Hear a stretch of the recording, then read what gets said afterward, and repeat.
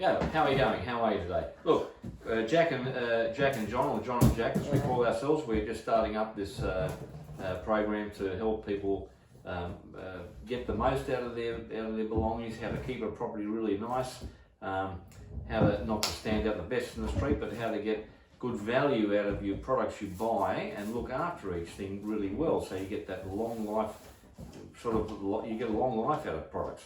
Today we're going to work on a little kitchen table that we have in our kitchen, and it's timber. It'd be timber veneer, not solid timber, because the price of solid timber is very expensive. The timber veneer does well, but again it gets used every day. We put chemicals on it, we put disinfectants. Now with the COVID-19 we put a lot of sanitizer, so it's drying the timber out. The products that are in those products we use are dryers, not the greatest for timber.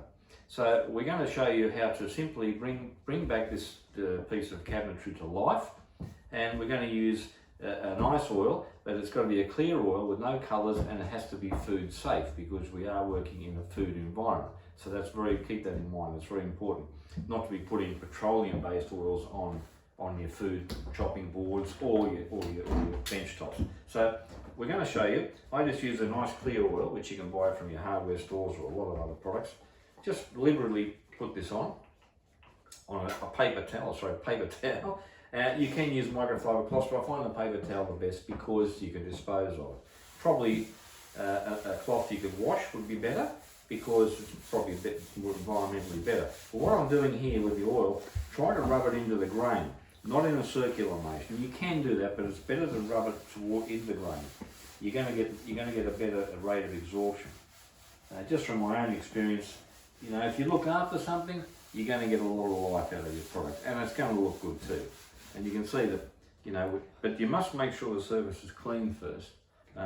You can just do it in a little bit of very mild detergent and cold water, just like you'd wipe, and that sort of cleans all any dust out of your timbers or any wax or stuff that's on the top. You might have to use something a bit stronger if it's really been heavily waxed, but generally just mild detergent and water. Wipe it thoroughly dry. When it's dry, you can apply your oil. Now make sure you get right into the edges, because that's where a lot of the hard wiping gets, because you go around with things. But see how I'm doing it like a particular motion? And then rub it into the grain. You can do it quite quickly. You don't have to take all day. It's not a huge job.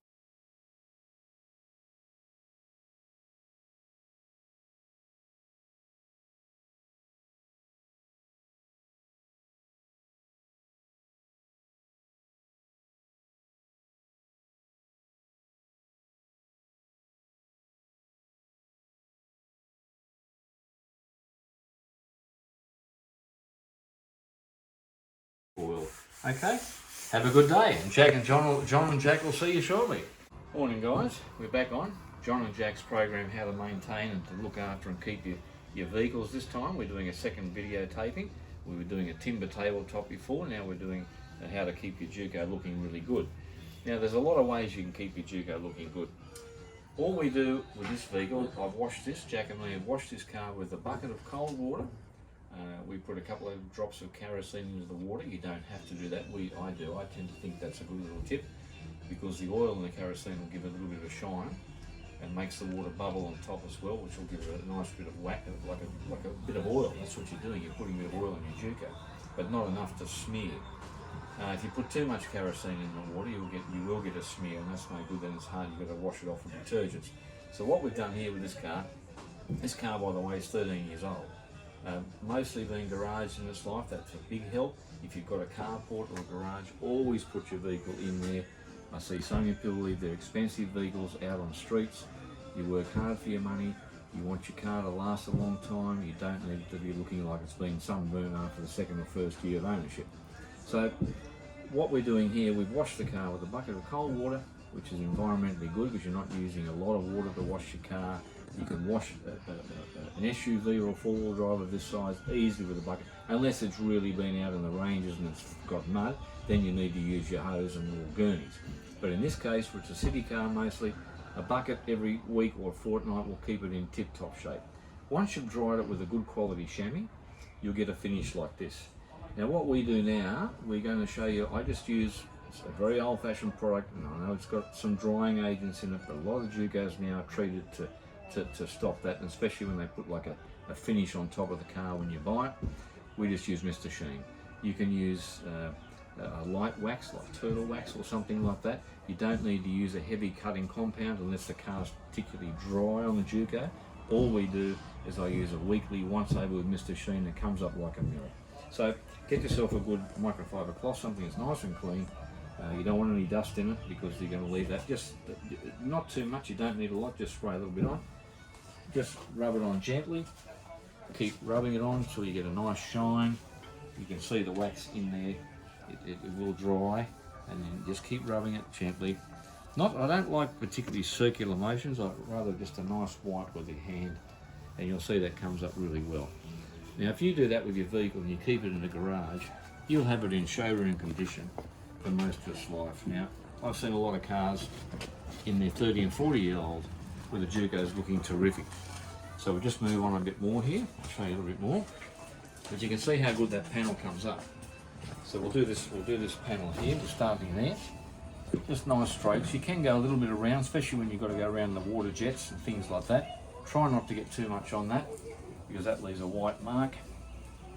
And then you can go straight down and up.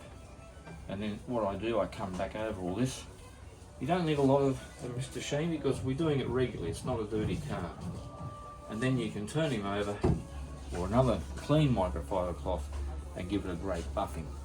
Now, this is not telling you, we're not showing you how to maintain your car mechanically. We're telling you how to maintain your vehicle in a nice showroom condition. And you know, most people love their motor cars. Not everybody, but a lot of people do. I do. I love a motor car. I look after it mechanically as well, but it's very important. But to keep a nice shine on it. And when it rains, you'll see all the water bubbles just sit on top of the surface. They never soak in. And that's a good sign. So if you can do that, you're going to look after your vehicle. And that's what it's all about. Each week we'll have a little session on something else, the interior, the leather work. Just keep watching out for John and Jack's video. And I'm sure you'll pick up a few tips. You may already know a lot of this. If you do, well that's good. But if you don't, well, that's what we're here for. We're here to help you and show you how to do it. Alright guys, have a good day. Look at the shine on that. Simple.